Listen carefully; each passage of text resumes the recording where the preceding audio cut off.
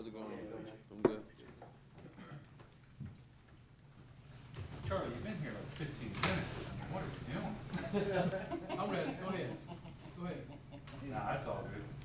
You guys say when. Yeah, we're good. I just need to say your first and last name. Jeremiah Gemmel. Appreciate it. Go ahead, Joel. Jeremiah, why do you think the team had issues kind of tackling against Appalachian State? What was the issues? What's been done? I mean, we've been working on it in practice, working hard. We just got to wrap up. We sideline as a 12th man, looking back on the film, we're trying to tackle them. We're in an easy spot where we could just made a hard hit and shoved them out of bounds, and we were using the 12th man as a sideline like we were supposed to. What do you do to practice? So, like, how do you practice tackling? When you're trying to have too much contact, what other things can you do? I mean, obviously going to the ground, we don't want to go on the ground against teammates every day in practice. So we work a lot on the donut. There's donut loops we use, and we'll use those. We'll get a coach to throw them, and we'll work all our phases of tackling from a horse string tackle to a gator roll tackle to a frontal tackle. And I mean, we work it on it every day. So I don't understand why we'd be missing so many tackles. What do you expect it to be like Saturday facing one team? I mean, I'm excited about it. I mean, I've been talking to the guys on the team, and most of the guys are excited about it. I mean, not every day you get to face the #1 team in the country, and I think it's a great opportunity to find out where we are at as a team, and can't wait to get after it on Saturday. Obviously, Clemson's a great team, but what are some of the main things you guys as a defense are focusing on, going into that, to try to stop them? Getting off the field on third down. These past 2 weeks has never been a problem for us to get a team into third down. It's just getting off the field on third down, whether it's 3rd and 3 or 3rd and 15. We need to get off the field and get the ball back to the offense. And that's a big thing we're harping on this week is getting off the field on third down. Max said the other day that it shouldn't be an issue for you guys getting up for this game because of who's coming in. Is there another side to that where it's such a huge task that finding the right confidence level can be a little bit of a chore? Personally, I feel like everybody on the defense has enough chip on their shoulder, enough confidence. It's just believing in one another and making sure everybody's doing their job. And that's the thing with us, like when we start to have those miscues and big plays, other people are trying to do a little bit too much, and they start doing somebody else's job, and that leaves them out in the water, and they get beat instead of handling their own job. So your approach is more, it's just you guys worrying about you guys and not so much focusing on the task at hand.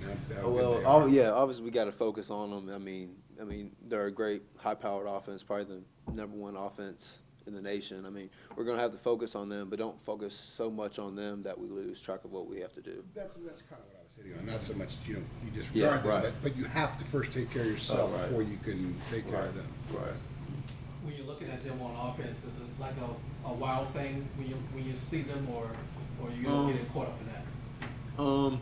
I mean, there's kind of a wow factor. I mean, I think they have some of the best receiving core in the nation. They have really long receivers who can go up and high point the ball. They have about really 2, 3, 4 of them that can go deep and go get the ball. And I mean that's something we're paying attention to this week. But overall, there's nothing wow. I mean, they still run inside zone. They still run counter. They still run power like any other team in college football. And we still have to fit those plays. What about the quarterback, Trevor Lawrence? Your defensive coordinator said yesterday that he's never seen a quarterback like him, 6'6" and powerful, like he could play safety if he wanted to. Have you seen anything like him on film before as far as your career?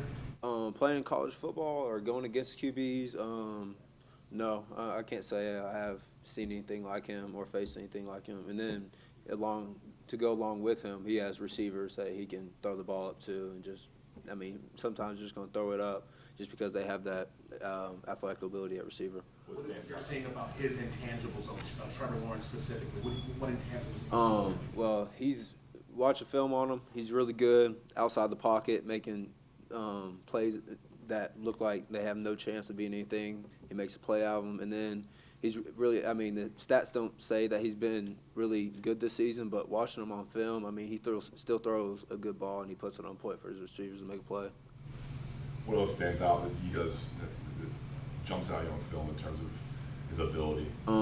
Watching him on film, he's still a young quarterback, and watching him on film, there's some plays watching him on film, there's times he takes control of the offense, and he'll take a check and change the play they had, and he'll run it himself because he's seen something on the defense that he likes. So that's something that I haven't seen on film out of QBs this year, them going up to the offensive line and making a check and calling their call. Mac was talking a lot on Monday about forcing fumbles and that you guys haven't done that. Where on the list of the things that go through your mind during a play does that kind of pop up, or is it really hard on the list? Oh, all the time. I mean, for backers, it's not always the perfect time to go after a ball. Like when you're meeting a running back one-on-one in the hole, you're not really thinking about swiping at the ball. You're thinking about making that tackle. But if there's a play leaking out on the sideline, or a defender's looking at another player, and trying to stiff arm or something, absolutely, I'm trying to look and see if I can get the ball out. Is that pretty much the ideal scenario when they're wrapped up or something like that? If they're wrapped up, or if they're running down the left sideline and I'm coming from the right and they have a safety they're trying to make a move on right in front of them and they're holding the ball out, I'm trying to punch out. And that's what our coaches have been harping on since, fall camp, spring. One more tackling question. Obviously, there's a mental aspect and a schematic aspect. Bateman talked about kind of leverage. Can you explain things that y'all are working on in terms of being in that position and using the advantages? Yeah, he talks a lot about leverage. One thing is, like, you don't want to overrun the ball. You want to be inside out. And, that's, for me and safeties, really anybody, that's the hardest tackle of football, is being out leveraged and then trying to come back in to make the tackle. That's a big thing he harped on, and I felt like that's what we didn't use on Saturday, was staying inside and using the coaching tangibles we've been taught to stay inside out, and we would overrun, and that's why they were getting those leaky yardage. As players, do you all get caught up in, this is the #1 team in America, won a national championships, they beat Alabama and all that. Do you all get caught up in all that stuff who could be out here on Saturday? No, we don't really get caught up in, like, the outside factors. We're excited. Know it's the #1 team in the country, and maybe there's a little bit different feel around the locker room, but I feel like it's good. It's excitement. The guys are getting ready to go to play. How much do you view this as just the opportunity that's in front of you? Something amazing could happen Saturday, because amazing stuff does sometimes happen in college football. #1 team in the country. Even if you do go through 4 or 5 years in college football, how many times do you really get to play the #1 team in the country? Most teams don't get to play #1 team in the country. So, we're going at it full force this week, and we're trying to shock the nation. Is there a feeling of nothing to lose, play loose? They're really, really good. A little bit, yeah. But still, we have to still play our game. We can't just go out of our boundaries and do some crazy stuff we've never done before, because that might ultimately be the thing that gets us beat. What have you noticed from Travis Etienne? He's a hard back to bring down. Probably watching all the backs this year on film. He's probably got the most run after tackle or run after contact yards that we've seen on film, and he has pretty good speed, and he's really good at catching the ball in the backfield. Really talented running back, probably the best we'll face all year. You guys good? At all discuss the fact that you're a 28.5-point underdog? No, we never even look at those things. Even if we are 30-point underdogs, or if we're 15, 20-point pick to win, we really don't look at things like that. We go out there and try to play our game and try to win. All right. Thank you. Thanks, John. Yep, no doubt.